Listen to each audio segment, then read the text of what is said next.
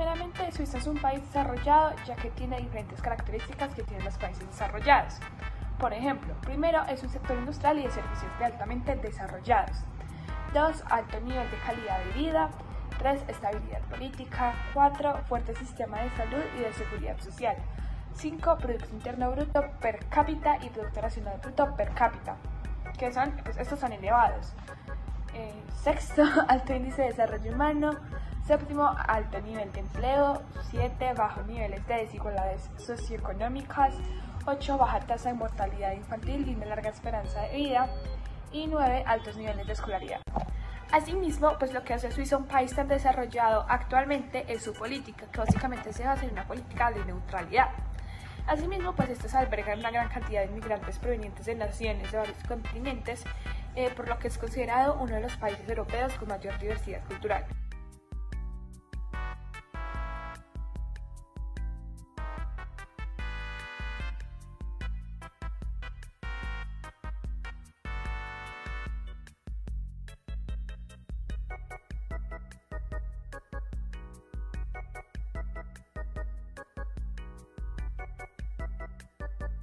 Bien, ahora específicamente, ¿qué hace que Suiza sea un país como tan desarrollado? Pues primero, Suiza posee uno de los mayores grados de desarrollo económico, con casi un nivel de pobreza casi inexistente. Hablando de eso, Suiza es la sede de las finanzas mundiales. Asimismo, pues por otro lado, está el hecho de que el sistema de salud en Suiza es demasiado bueno, que básicamente se refiere al gasto como del 12.4% del PIB, que es el más alto de los países europeos en los miembros de la OCDE. Y básicamente, pues el sistema de salud es demasiado bueno. Por otro lado está el sistema de educación en Suiza, que básicamente es predominante público, con un solo 5% privado. Y la calidad de educación se le ubica en el noveno entre 65 países de la OCDE en la prueba de PISA del 2012. Y por otro lado, Suiza se integra hacia el comercio internacional. Bien, al respecto al comercio, si bien es Suiza, de fronteras sumamente abiertas, tiene fuertes restricciones a la importación de productos agrícolas. A eso se les aplica un arancel del 35.7% y unas restricciones de cantidad, mientras que el resto de los bienes y servicios solamente le aplica un gravemente del 1.9%. Asimismo, pues Suiza recibe muchas aportaciones económicas debido a que es un país altamente turístico.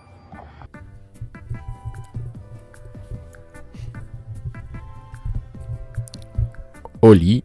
Pero ¿qué es una política de neutralidad? Bien, una política de neutralidad básicamente se basa en una política en la cual un estado no interviene o no participa en cualquier tipo de conflicto que se esté dando entre otros estados, entre otros continentes, países, etc.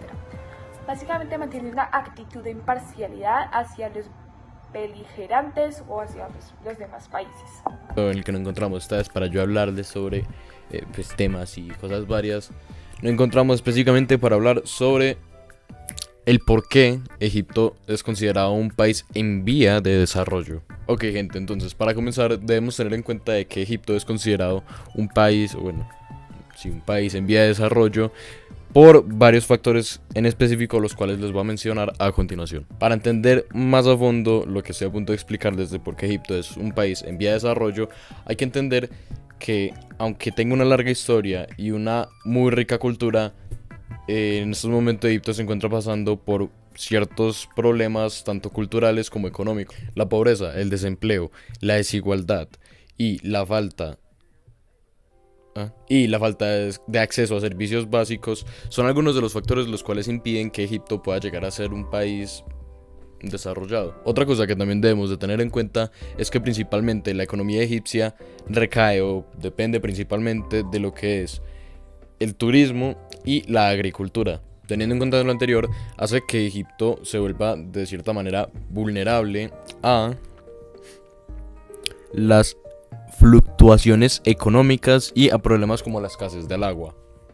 Además de los factores anteriormente mencionados, otro a resaltar sería el gobierno, el cual de cierta manera muchas veces se ve en problemas y tiene que enfrentar desafíos en términos de gobernanza y estabilidad política.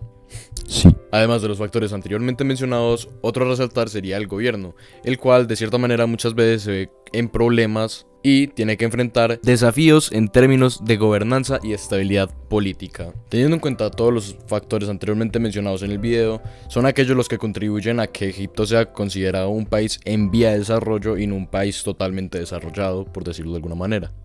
Bien, como ejemplo en los países menos desarrollados tenemos a Somalia. Si bien cada país menos desarrollado tiene características, las características que se encontraban en Somalia son las siguientes. Primero, una alta tasa de mortalidad infantil. Segundo, una inestabilidad política. Tercero, alta dependencia del sector agrícola y de una economía de subsistencia. Cuarto, carencia de infraestructura industrial. Quinto, niveles más bajos de Productos Nacional Bruto per cápita y Producto Interno Bruto per cápita en el mundo. Sexto, incapacidad de respuestas ante desastres ambientales y económicos. Séptimo, problemas graves de servicios de salud y seguridad social y educacionales y de todo. Octavo, alto grado de desigualdad socioeconómica y violencia. Y por último, en noveno, presencia de conflictos armados locales.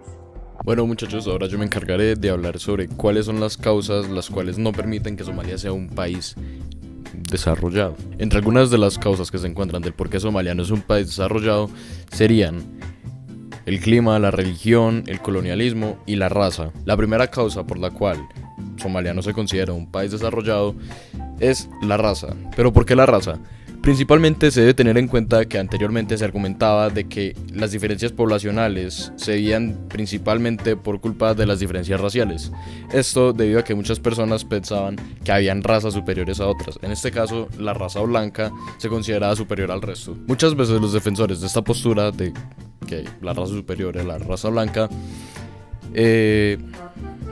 aseguraban que la superioridad bélica, industrial y económica de la parte de Europa y de algunas de las antiguas colonias como Canadá o Estados Unidos se debía a que principalmente eran comunidades blancas o principalmente porque eran del grupo poblacional mayoritario, la gente blanca. A fin de cuentas, tener este argumento como un argumento válido del por qué Somalia no es considerado un país desarrollado es poco viable, por así decirlo de alguna manera, ya que se ha analizado a través de los años que directamente no hay ningún respaldo ni una matiz popular empleado por personas no especializadas y que que demuestre que haya un trasfondo biológico, social o económico el cual haga que las personas de Somalia por su raza se vean menos favorecidas por la gente blanca. Ahora, continuando con el argumento o la causa de la religión, se tiene presente lo siguiente,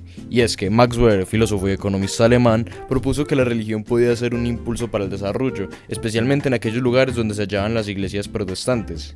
Esta idea fue avalada posteriormente por otros autores influyentes como César Vidal y Erich Fromm. Bueno, varias cositas ahí. Primero, se debe tener en cuenta que el argumento de esta hipótesis afirma o menciona de que aquellas iglesias protestantes de la época favorecían el enriquecimiento individual, lo que les permitía construir naciones más desarrolladas. Esta postura de cierta manera se podía mencionar o se podía considerar como algo erróneo. ¿Por qué? Según la lógica de las naciones, según esa lógica, naciones como Bélgica y Francia serían subdesarrolladas. A pesar de todos los argumentos anteriormente mencionados, no se puede descartar la validez, por así decirlo, o no se puede descartar por completo la influencia de una iglesia o una religión dentro del desarrollo de alguna nación. Principalmente porque estas pueden ocasionar estragos en la producción dependiendo de los quehaceres religiosos de los que estos dependan. Un claro ejemplo de esto serían los musulmanes, sobre cómo muchas veces algunos de estos deben de detener sus labores para comenzar rezos en su día a día o varias veces al día. Una de las terceras causas, la tercera causa por la cual Somalia no es considerado un país en desarrollo, es el colonialismo. Esto debido a que durante la época de los descubrimientos y los grandes viajes, las civilizaciones más avanzadas tecnológicamente se aprovechaban, por así decirlo de alguna manera, de aquellas de las cuales no tenían mucho conocimiento mayor, que no tenían mucho conocimiento o mayor dominio sobre las herramientas, lo que hacía que estas civilizaciones más avanzadas tecnológicamente lograran aprovecharse de aquellas de las cuales no tenían tanto dominio sobre estas. El último factor o la última causa por la cual Somalia no es considerada como un país desarrollado sería el clima, ya que este es el único factor del subdesarrollo que cuenta con pocas discrepancias. Esta teoría es avalada por el africano Ali A. Masrui, quien determinó que el clima, junto con la abundante o escasez de los recursos que éste suele acarrear, es la causa principal del subdesarrollo. El autor, de origen keniano, se basa en el argumento de que la abundancia de alimentos y recursos en las zonas ecuatoriales y tropicales, así como la falta de necesidades de abrigo y refugio frente al frío, constituyen un freno notable para el desarrollo del ingenio de un ambiente donde este no es realmente necesario. Asimismo, la opulencia de los alimentos que ofrecen territorios como África tropical ocasiona la falta de planificación, mientras que en otras latitudes ocurre lo contrario. Las variaciones climáticas pueden acarrear hambrunas y terribles enfermedades. En conclusión, la mayoría de los autores, filósofos y científicos están de acuerdo con la idea de que un clima generoso y estable en recursos naturales se convierte en un freno para el avance material y tecnológico de una cultura.